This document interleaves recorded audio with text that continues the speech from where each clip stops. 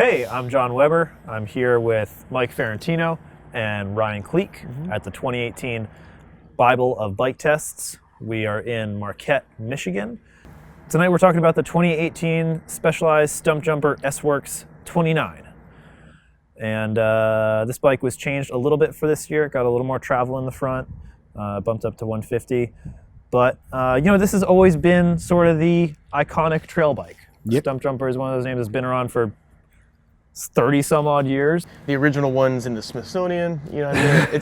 That's how it speaks to its, importance in the as far as reach in the sport. Yeah. What did we think of this iteration of the Stumpjumper? How did it stack up to the rest of the trail bikes we rode? We were riding a very nice spec version. This bike costs what? $8,200. Olin suspension front and rear. It is rendered in carbon fiber and murdered out black goodness, and so it's a little unfair in some ways comparing it to a lot of lesser priced bikes. Sure. But overall, I really enjoyed riding this bike. I liked it. I did too. I mean, the first thing I noticed was that it's a veritable rocket ship on the climbs. It climbs like crazy. Yeah. Yeah, and it's a Rough, comfortable smooth. It's a comfortable climbing position, but it is efficient. Right. Yeah, I couldn't agree more. I mean, you seem really balanced in the center of this bike, and the FSR suspension design it's really efficient and just propels you over slippery roots and rocks and smooth terrain equally as efficiently. Compared to all the other bikes we had in this test, whether it be 29 inch, 27 and a half, like we're talking 140 mil travel and above, this is one of the better climbing bikes there, maybe the best. Yeah. That being said, on the descents, I did feel like there was something holding this bike back suspension-wise. And I think that certain something was the Olin's shock. I think it felt overdamped. Right, so to two things.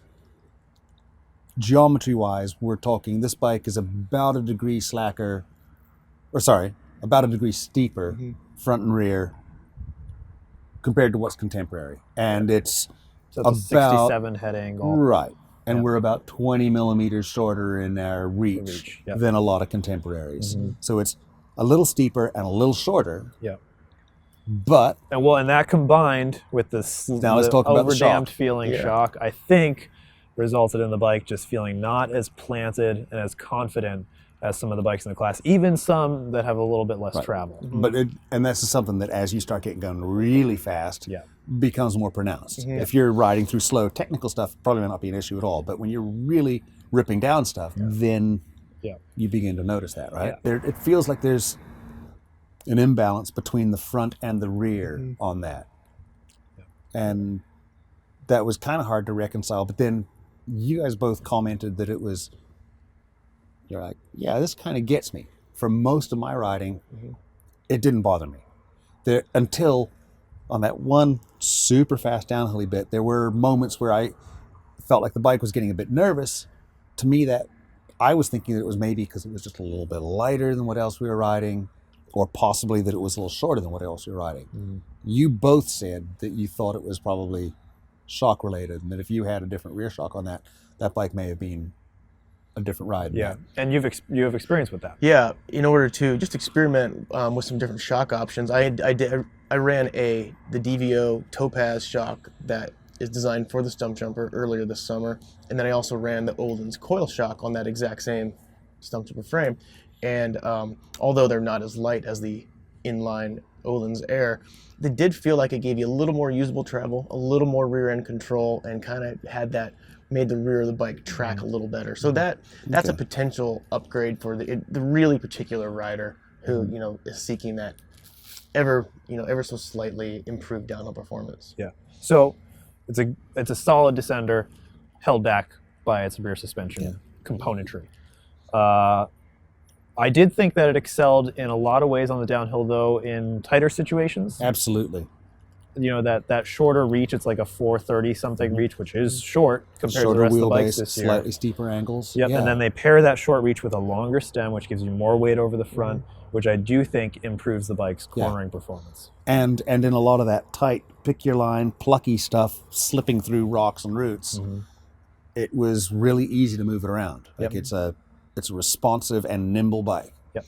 You know, some of the other cool features about this bike, you know, it has the SWAT integration, which is extremely, you know, underappreciated, but yet very handy.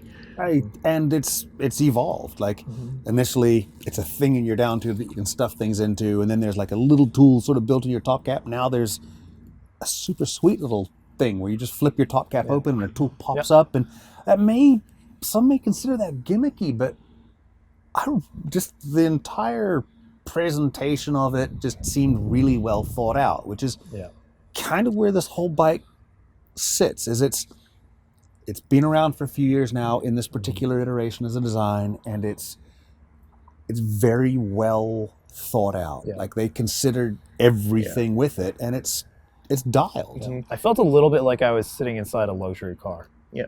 Like I was just like playing with that little top cap tool release, and it would just pop up, and it's so satisfying. I mean, in the SWAT components, and that's not just on the S-Works, that goes down through the product line. So if that said, then to counter that, what are the flies in the ointment?